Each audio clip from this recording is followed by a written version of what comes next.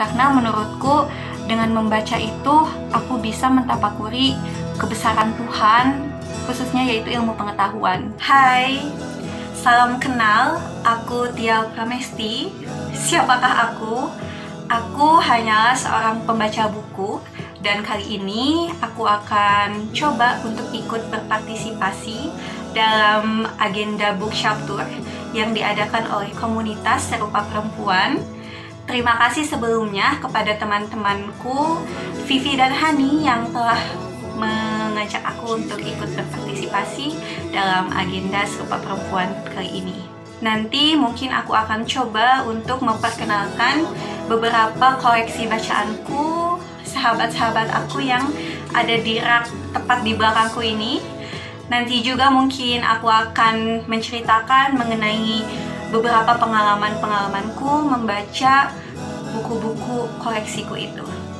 Oke, kita mulai saja. Aku akan tunjukkan beberapa koleksi-koleksi bukuku. Oke, ini adalah spot membacaku di rumah. Tepatnya ini berada di kamarku, karena spot membaca paling nyaman itu di kamar, khususnya di kasur. Aku sering sekali membaca di kasur, yang memang tidak ada tempat lain yang nyaman untuk membaca selain di kasur menurutku. Nah, ini juga kebetulan adalah spot berdandanku, karena selain hobi membaca, aku juga hobi bermake up. Jadi mohon maaf jika beberapa alat make upku ikut tershoot. Seperti yang bisa kalian lihat, cukup super duper minimalis. Dan jumlah buku yang ada di rak buku ini juga terbilang sedikit, karena memang semenjak kuliah sampai sekarang bekerja, aku merantau, jadi buku-bukuku itu tersebar antara di rumah dan di kosan. Dan sekarang sedang libur lebaran, jadi kebetulan aku sedang di rumah. Oke, sebenarnya alasan lain kenapa buku-bukuku itu sedikit yang dikoleksi, karena semenjak kuliah itu, pokoknya sebelum bekerja itu aku super duper bokeh banget. Jadi selain membaca buku fisik, aku juga sering membaca lewat e-book atau PDF. Biasanya aku dapat PDF buku itu dari selebaran broadcast WA yang menyebarkan atau membagikan link-link Google Drive yang isinya banyak sekali e-book dari berbagai macam genre, mulai dari filsafat, psikologi, sastra, dan lain-lain. Pokoknya buku-buku bagus di sana. Jadi aku tidak terlalu sering membeli buku sebenarnya. Terus alasan lain kenapa aku tidak banyak membeli buku juga, semenjak kuliah kebetulan aku punya pasangan yang banyak sekali mengoleksi buku di kamarnya. Di setiap dinding kamarnya itu penuh dengan buku, jadi aku sering pinjam. Jadi untuk kalian, khususnya mahasiswa yang super duper bokeh, kalian bisa cari pacar yang memiliki banyak buku biar kalian bisa pinjam. Oke, pertama aku akan perkenalkan koleksi bukuku yang ada di rak paling bawah. Sebenarnya di rak paling bawah ini hanya berisi buku catatanku. Jadi kebiasaanku ketika membaca buku itu, aku sering menulis hal-hal penting di buku catatan kecil seperti ini.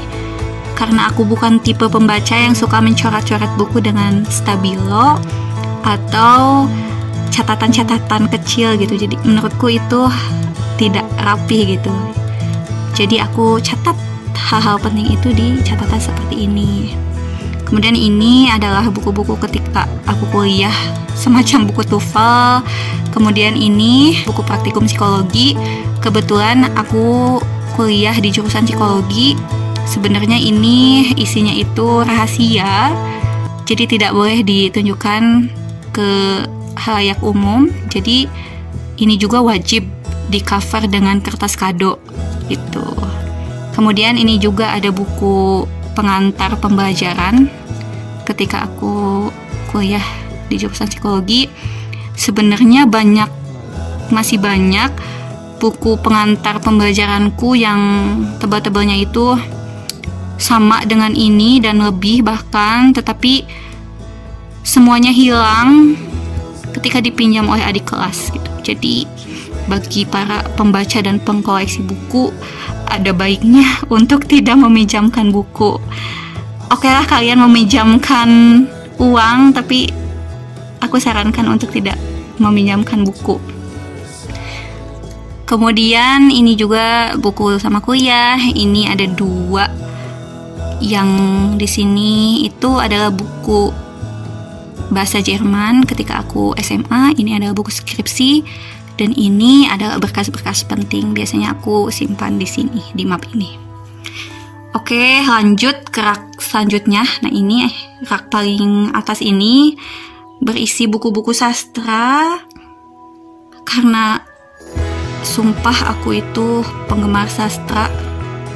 Daripada buku pemikiran, sebenarnya aku banyak membaca buku sastra, lebih banyak membaca buku sastra. Ini ada buku terbitan Margin kiri. Tidak tahu kenapa aku itu adalah penggemar penerbit ini, karena pasti buku-buku yang diterbitkan oleh Margin kiri itu ada buku-buku bagus. Jadi langsung beli aja, dan aku punya obsesi untuk membeli semua buku Margin kiri. Ini juga ada buku Pram, ini ada buku Eka Kurniawan. Kemudian di bawahnya ini adalah buku pemikiran dari mulai psikologi, khususnya psikoanalisa. Ini nyempil satu buku Carl Roger, bapaknya humanistik juga. Kemudian ini buku-buku feminis. Di bawahnya lagi itu sebenarnya random, ada buku kuliah, terus ada buku fiksi juga. Sebenarnya aku tidak terlalu suka sih buku-buku yang di bawah, tapi aku pajang aja. Kemudian yang terakhir ini adalah buku-bukuku yang ada di atas rak. Ini ada buku Sejarah Tuhan, karena aku itu cukup ingin mendalami mengenai agama-agama, terkhusus agama Abrahamik gitu ya. Jadi aku beli buku ini. Kemudian ini buku catatanku juga. Ini buku random sih karena tidak muat di bawah, jadi aku simpan di sini. Kemudian ini ada beberapa buku manga. Terbilang sedikit sih buku manganya, karena memang sama seperti buku-buku psikologiku, buku-buku mangaku juga banyak dipinjam dan tidak kembali. Jadi ya sisanya hanya segini. Dan kebetulan dulu juga selain membeli manganya langsung dari toko, aku juga suka sewa buku manga untuk dibaca itu dari tempat penyewaan, karena dulu itu ada tempat penyewaan buku manga. Itu adalah buku-buku yang aku punya. Mungkin nanti aku akan memilih beberapa buku untuk aku bahas, terutama yang membahas mengenai perempuan ataupun ditulis oleh penulis perempuan. Oke, itu tadi adalah koleksi bacaan-bacaanku. Sebelum aku nanti akan membahas mengenai buku-buku yang akan aku rekomendasikan kepada kalian, mungkin aku akan bercerita sedikit mengenai pengalamanku bersama buku. Kenapa sih aku memilih untuk membaca buku? Karena dari kecil aku sudah gemar membaca buku. Dari SD, SMP, SMA aku sudah membaca buku. Namun referensi bacaanku masih sedikit, masih berkutat di buku manga, kemudian novel, romans remaja, dan misteri. Barulah ketika aku kuliah, referensi bacaanku mulai beragam. Dari mulai buku pemikiran filsafat, psikologi, sosiologi, sejarah, dan buku-buku sastra yang aku baca pun genrenya beragam, mulai dari realisme sosialis, mistis atau magis, dan sebagainya. Dan alasan aku membaca buku itu karena Sebenarnya aku itu adalah tipe orang yang mager, jadi aku tidak suka main keluar, hangout, hiking dan sebagainya. Aku lebih senang untuk beraktivitas di rumah, dan salah satu aktivitas aku di rumah itu ya membaca gitu. Karena menurutku dengan membaca itu aku bisa mentafakuri kebesaran Tuhan, khususnya yaitu ilmu pengetahuan. Jadi untuk sadar akan kebesaran Tuhan itu aku tidak perlu hiking, naik gunung, melihat pemandangan ciptaan Tuhan. Menurutku cukuplah bagiku untuk membaca buku di rumah gitu. Tadi aku sudah janji ya untuk memberikan rekomendasi buku yang ditulis oleh penulis perempuan atau yang berkisah mengenai karakter-karakter perempuan. Dan ini adalah buku yang aku pilih, 4 buku ini. Dan aku akan bahas satu persatu.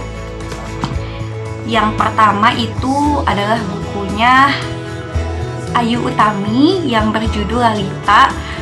Kebetulan aku baru punya 1 buku dari Ayu Utami. Sebenarnya masih banyak banget buku Ayu Utami yang bagus-bagus, dan sebenarnya buku Lalita juga adalah buku seri dari Bilanganku.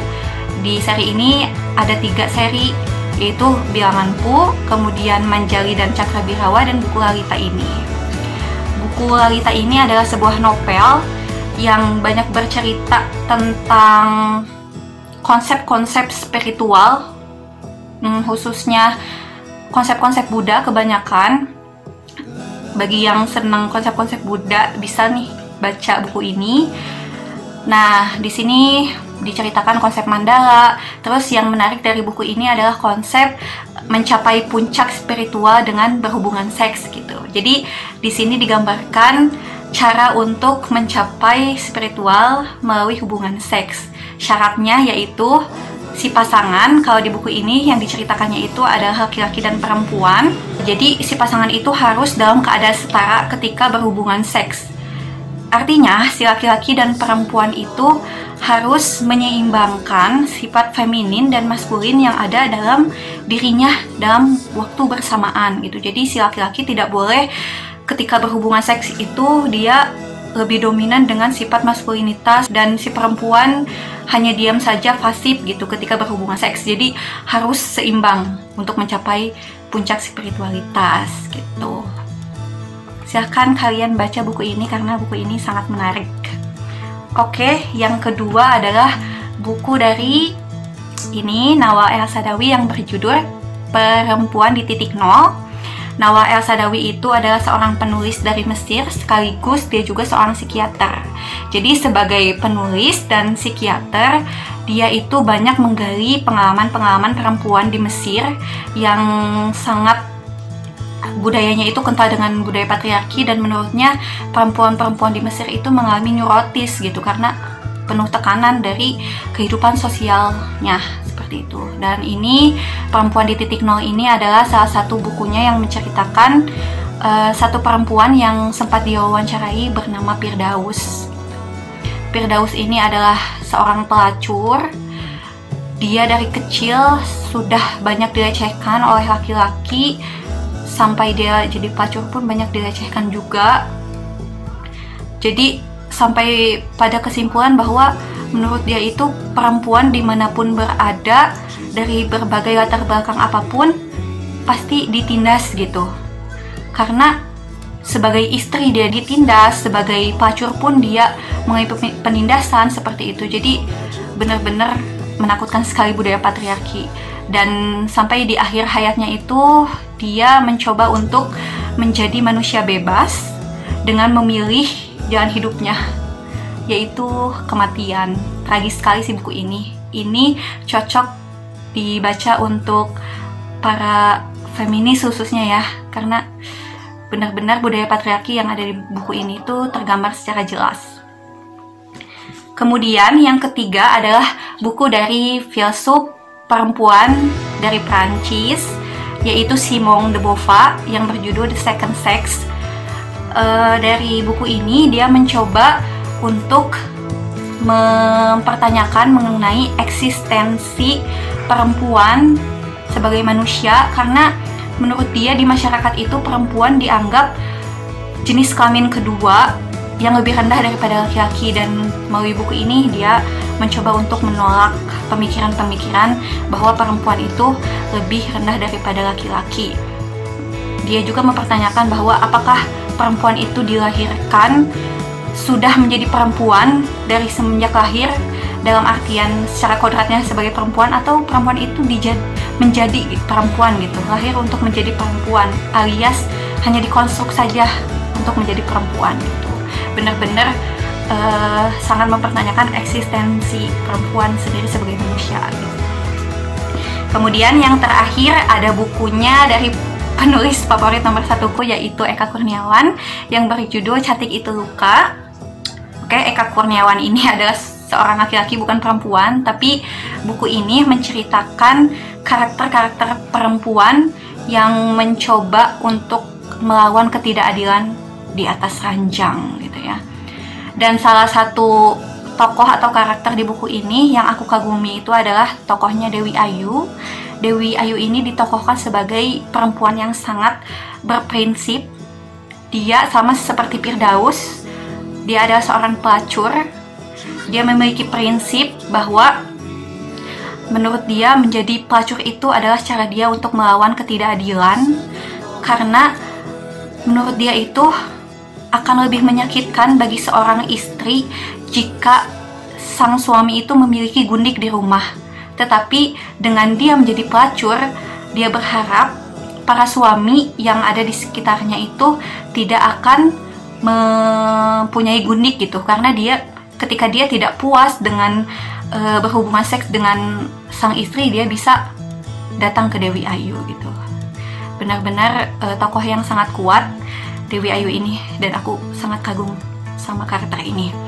Selain karena tokoh-tokohnya yang penuh prinsip, aku juga suka, kenapa sih aku suka dengan buku-buku Eka Kurniawan? Karena gaya bahasanya. Kalau ada orang yang menyebutkan bahwa gaya bahasa Eka Kurniawan itu seperti dia itu sedang masturbasi kata, karena tidak ada filter sama sekali, tidak ada sensor gitu. Ketika dia itu menjelaskan detail-detail hubungan seksual dengan apa adanya, menyebutkan alat-alat kelamin ya perempuan ya dengan sebutannya, alat-alat kelamin laki-laki dengan sebutannya, begitu juga dengan sebutan kotoran manusia. Ya namanya tai, ya dia tulis tai gitu di sini. Dan itu yang aku suka dari Eka Kurniawan. Oke. Aku harap kalian juga bisa baca buku yang sama denganku dan nantinya bisa berdiskusi lebih lanjut. Terima kasih karena sudah memberikan kesempatan kepadaku untuk berbagi rekomendasi buku-buku bacaanku. Sebenarnya masih banyak buku-buku yang ditulis oleh penulis perempuan seperti Leila S. Chudori, terus buku-buku yang ditulis oleh penulis laki-laki yang menceritakan tentang perempuan seperti Muhyiddin Dahlan ya, yang Tuhan izinkan aku jadi pelacur, terus Gustav Hilbert, Madame Bovary, dan masih banyak lagi sebenarnya yang aku baca dari PDF ya, dan aku tidak punya bukunya. Sekali lagi terima kasih.